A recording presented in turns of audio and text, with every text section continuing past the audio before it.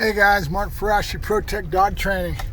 Got a Yack session for you. It's whether you realize it or not, there's a few dog trainers that are on YouTube that I follow, and it's usually the good ones that I respect for their points of view and their perspectives and their accent points and what they're trying to point out. And one of those trainers is Larry Krohn's out of Kentucky, Nashville area. I don't know where he's at. He just dealt with that big old storm came through, and a lot of people lost their lives.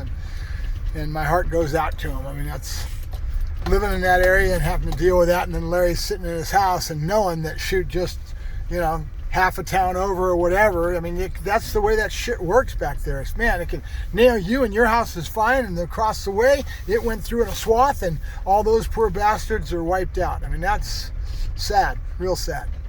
But as Larry was talking about on his video, I just watched a Yack session that he's doing. He did a live. I missed the live, but I'm catching the back end of it.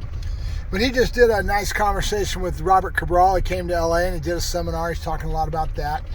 And I love the accent points because he's accenting stuff that I've accented 1,000 million times, but I don't have the audience, you know what I mean?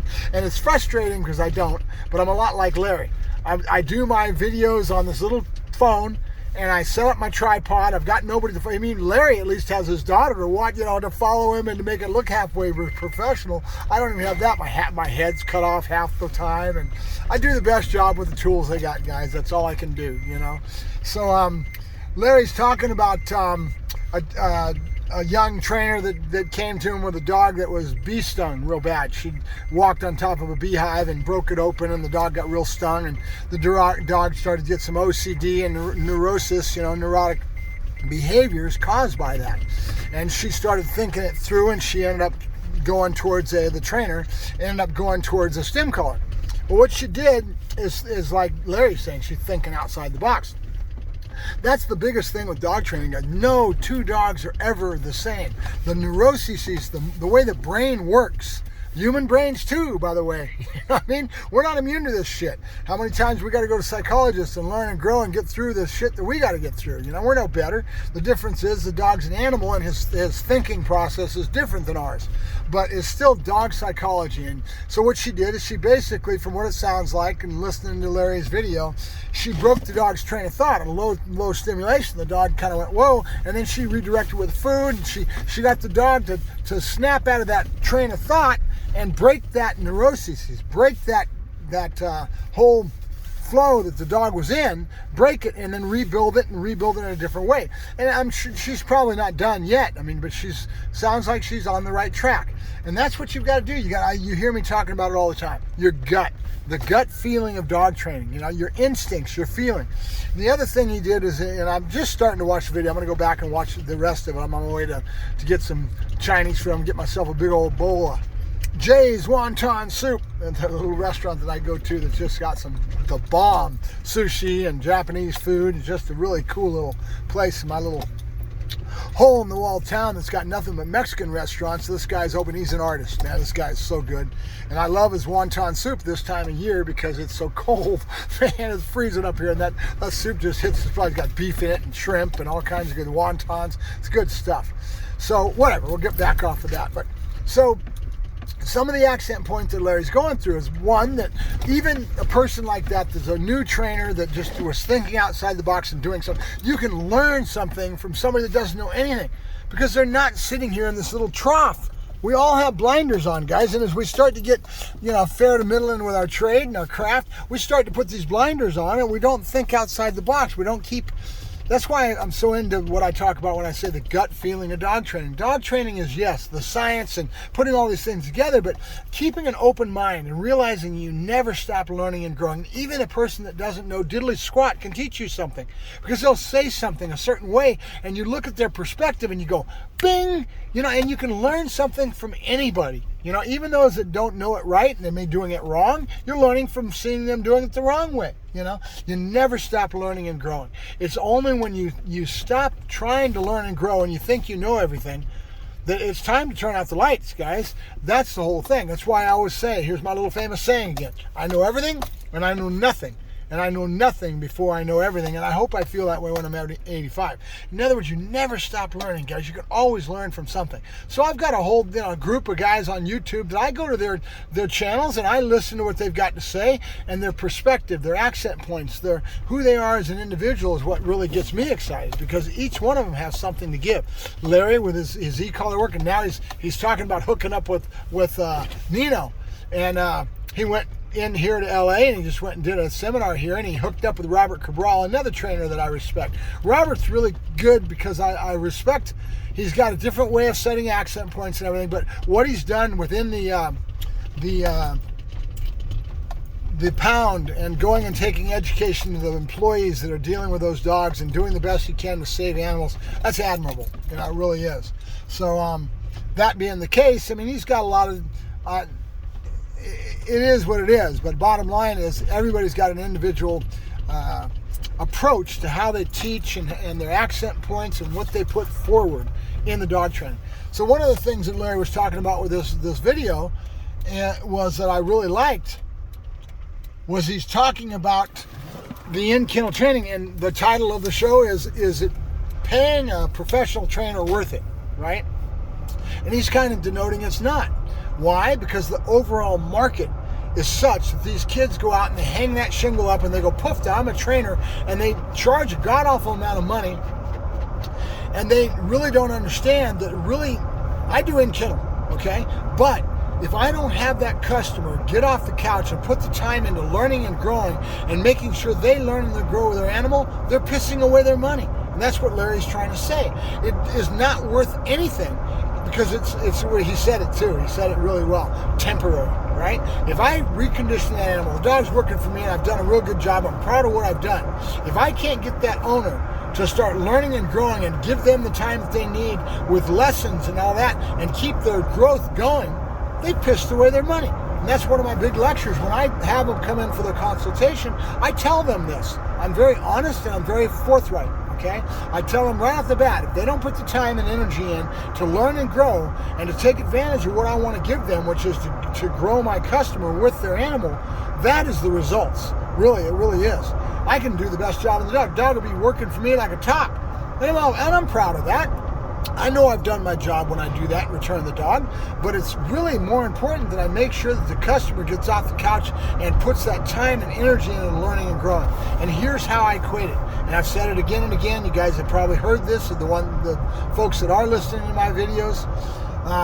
Bottom line, it's like if you were to go play guitar and you really want to learn to play guitar. You go down the road and you find a virtuoso, and he's all over the place and he's a hell of a teacher, and you go to him to learn to play that guitar. How's it long is it going to take you to learn to play that guitar as well as him?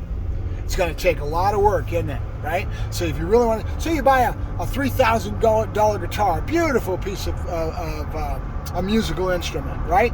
And you have the guy at the guitar store is really good at the guitar, and he picks it up and he starts bending the notes. He just, God, that sounds so beautiful. And so you buy this $3,000 guitar. How long is it going to take you to get as good as that guy that was in the guitar store to learn to play that guitar, right? So it's pissing your money away if you don't take advantage of somebody that, like me or Larry, or somebody that cares, okay? I'm not saying I'm the world's best trainer, but I care about my customer. I want you to learn. I want you to grow. I want you to do the best you can and get the value out of what you're paying for. Because I can take that dog for my month long. That's what I do. I do a 30-day program, and I do it in all stages. That's what you're paying me for. And I do the best job I can with the tools I got, and I grow that animal, and then I give them back to you, and then I want you to get off the couch and work with me and learn and grow with your animal. If you don't, you're pissing your money away, right? And I tell all my customers on their first consultation that they come in, I evaluate their dogs, and then I give them a big lecture about that, about the guitar, the whole 9 yards. I've got all this stuff that I yak, and I say it again and again, right? Because this is what I believe in. This is what's in my heart. I know what it takes to do well with your animal. It takes you, because you are a direct reflection of that animal. You are the dog's environment. You are everything to that dog. And the neuroses that come out of that, because you don't understand in the beginning, and the quality of fixing and overcoming those neuroses, or overcoming and getting a good working relationship with your dog, and then kicking ass and taking names, getting to that next stage, is all about your willingness to learn and grow and to take advantage of me being able to teach you and to get you along the way. I got a good example. I've got a law enforcement officer that came to me about a month or so ago, 2 months, maybe even 3 months. He works in the jails as a young officer. That's usually what happens as a sheriff. He's a sheriff. And they put him in the jails to start. They start their career. They got to do 2 years in the jail. And if they get lucky, they'll go to patrol next. They start doing patrol. And then they can put in for the little bells and whistles that they want to. I've got him seated towards becoming a canine officer. And that makes me really feel good. It makes me feel real good, right? So now he's doing his R&D. He's starting to do his development to figure out how can he reach this and attain this goal of becoming a canine officer. Well, he knows he's got to put a certain amount of time in the jails. Then he's got to go and earn his dues by going out and being a patrol officer. And then only then will he maybe be able to get a cherry on the top and become a canine officer. It takes his work, hard work and development. But it's really cool that he is going in that direction mentally. He's got a great dog too, by the way, guys. He's got a dog that really is police dog oriented.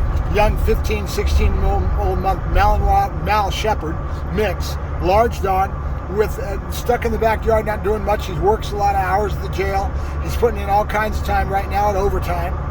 And this dog is really forward with his whole nature. And it was a cool dog to work.